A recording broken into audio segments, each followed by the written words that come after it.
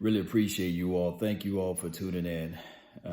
As we look at this team, we're 6-6 right now. Still first place, believe it or not. So, to be honest and fair to you all, the reason why I believe that we are mad about the situation is because of the potentials. You can actually see the potentials of this team. We should be nowhere near 500, but neither here nor there we are. And even the team that's right on our heels, even if they win this weekend, guess what? It does not change anything. Nothing moves. It's just the fact that they're just closer in that race. And I believe that a team can still win this division at 9-7. I believe even 8-8. That's how crazy this division is. We got 4 more games to go, and we have to figure out ways just to win. We do. Regardless of how we look at it from A to Z, there are some things that this team must improve on. And we can see that they are just small little things that they need to work on. Just small. However, Jerry Jones and Stephen Jones and all of those boys, they keep getting in the way. Stephen Jones said, hey, look at what we did last year. And see, I think that that's part of the problem, believe it or not. Always living in the past and never looking towards the future. And living off of the old situations that happened and not being able to understand that every situation births another problem. And every problem births another opportunity for you to correct. And we go by the same exact motion every year. Send us on an emotional roller coaster. And we as fans, we just sit back and say, hey, we can see the flaws. We can see the trouble. We can see the issues. We knew all off season that, hey, we need help at safety play. We need help at defensive tackle. And we never make those moves. It's sad when fans are able to identify the problems and the struggles of life.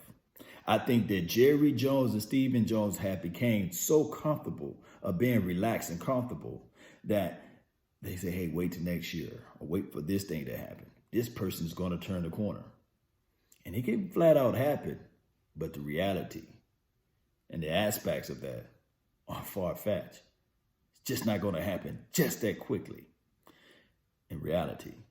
And I think that that's the check that Jerry Jones really need to write, the reality check. Now, facing the Chicago Bears, they are a direct replicate of the Detroit Lions and also the Bills, believe it or not. They are like a reflection of each other. They got a quarterback they can run. And I'm talking about the Detroit Lions when they had Driscoll.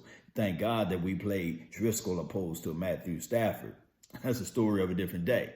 However, but when you look at this particular team, the Dallas Cowboys versus the Chicago Bears, they got a running back who runs in between the tackles. They got a nice guy that can catch the ball in the flats, Tariq Cohen, a small, shifty guy, kind of remind you of a Sproles a little bit.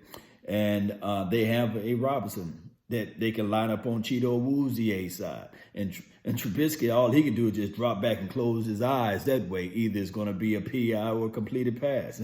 So we're going to have to work on that. Shout out to my boy, Cheeto Awuzie. I want him to be able to get an interception whenever we play the Chicago Bears. I want him to get one. No matter when, I just want him to get one. And that's just going to be what it is. They're 6-6, just like we are 6-6. And we're going to have to figure out how we can match what we was doing last year, since Stephen Jones is bringing up last year, and figure those things out. And when we start to talk about this right here, Cowboy Nation, just hear me out. When we start talking about our offensive struggles, even though we looking at this offense, and I'm thinking that Kellen Moore, collectively, as a rookie offensive coordinator, is doing a great job. Matter of fact, it's fantastic. Nobody would never have thought in a million years that we would be right here as it relates to offense. However, those rookie growing pains just grow up on us and spring up on us. Like, man, what was that? Especially when we get into the money zone. It's just growing pains that continue to happen, loving the shotgun. And I believe that comes from, I like to convert back to my comfort levels. As an offensive coordinator, as a guy that you would think that he would have enough mindset to say we're going to run it. But no, he was a quarterback went from a quarterback coach to an offensive coordinator.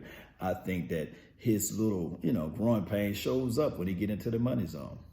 And in a natural scheme of things, if we were I guess you could say the Cincinnati Bengals or one of those low-hanging fruit teams or one of those teams that don't really push the needle of going to the playoff every year or have those lofty expectations of going to the Super Bowl and these sorts, it'll be a great opportunity for him to grow.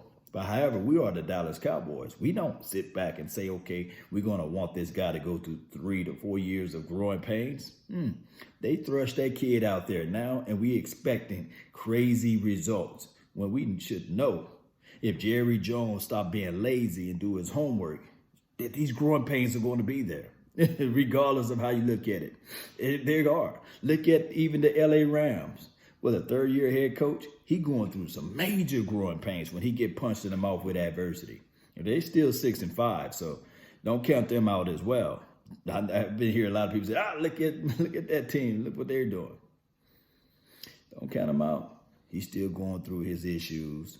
And just because they get blown out by a team doesn't mean that the Dallas Cowboys are going to roll up in there with our guys and blow them out. It doesn't work that way in National Football League. It doesn't. So that's the bed that Jerry Jones made. And that's the moon made of cheese that he's selling.